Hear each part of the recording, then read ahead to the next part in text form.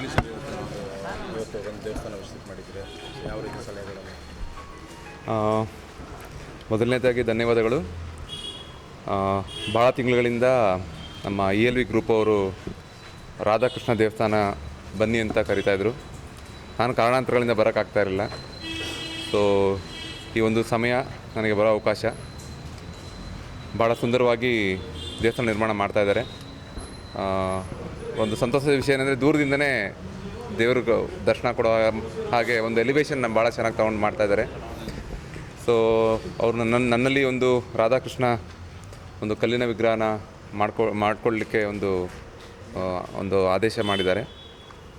ಆ ವಿಷಯವಾಗಿ ಒಂದು ಗರ್ಭಗುಡಿ ಅಳತೆ ಮತ್ತು ಒಂದು ಬಾಗಿಲು ಅಳತೆ ನೋಡಲಿಕ್ಕೆ ಅಂತ ಬಂದಿದ್ದೆ. ಒಂದು ವಿಶೇಷವಾಗಿ ನಮ್ಮ ಹೊಯ್ಸಳ ಮತ್ತು ಮೈಸೂರು ಶೈಲಿಯಲ್ಲಿ ರಾಧಾಕೃಷ್ಣ ವಿಗ್ರಹ ನಿರ್ಮಾಣ ಮಾಡಲಿಕ್ಕೆ ಒಂದು ಡ್ರಾಯಿಂಗ್ ರೆಡಿ ಮಾಡ್ತಾಯಿದ್ದೀನಿ. ಅದು ಇವಾಗ ಹೋಗಿ ನಾನು ಅದರದ್ದು ಅಳತೆಗಳನ್ನ ಚೆಕ್ ಮಾಡಿ ಆ ಅಳತೆ ಪ್ರಕಾರ ಹೇಗೆ ನಮ್ಮ ಅಳತೆಗಳು ಬರಬೇಕು, ಗರ್ಭಗುಡಿ ಅಳತೆ ಪ್ರಕಾರ ವಿಗ್ರಹದ ಅಳತೆಯನ್ನು ಈಗ ಹೋಗಿ ನಾನು ತೀರ್ಮಾನ ಮಾಡ್ತೀನಿ.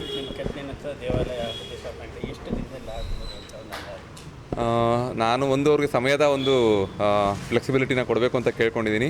ಕಾರಣ ತುಂಬ ಒತ್ತಡ ಎಲ್ಲ ಕಡೆಯಿಂದ ಇದೆ. ಸೊ ದೇವರ ಇಚ್ಛೆ, ಅವ್ರು ಯಾವಾಗ ಬೇಕಾಗ ಮಾಡಿಸ್ಕೊತಾರೆ. ನಾವು ಶ್ರದ್ಧೆಯಿಂದ ಎಷ್ಟು ಜಲ್ದಿ ಆಗುತ್ತೆ ಜಲ್ದಿ ಮಾಡಿಕೊಡ್ತೀನಿ. ಇಲ್ಲ, ನಮಗೆ ನೋಡಿ, ಸುಮಾರು ವರ್ಷಗಳಿಂದ ಕೆಲಸ ಚೆನ್ನಾಗಿ ಮಾಡ್ತಾ ಬರ್ತಿರೋದ್ರಿಂದ ಯಾವತ್ತೂ ಕೆಲಸದ ಕಮ್ಮಿ ಏನು ನಮಗಿರಲಿಲ್ಲ. ಯಾವಾಗಲೂ ಕೆಲಸ ಯಾವಾಗಲೂ ಕೈ ತುಂಬ ಕೆಲಸ ಇತ್ತು. ಬಟ್ ಅಯೋಧ್ಯೆ ಆದ ನಂತರ ಏನು ಬೆಳವಣಿಗೆ ಆಗಿದೆ ಅಂದರೆ ಪ್ರಪಂಚಾದ್ಯಂತ ಎಲ್ಲರ ಒಂದು ಮನಸ್ಸಿಗೆ ರಾಮನ ವಿಗ್ರಹ ತಲುಪಿದೆ. ಅದ್ರ ಜೊತೆಗೆ ನನ್ನನ್ನು ಸಹ ನೆನೆಸ್ಕೊತಾರೆ.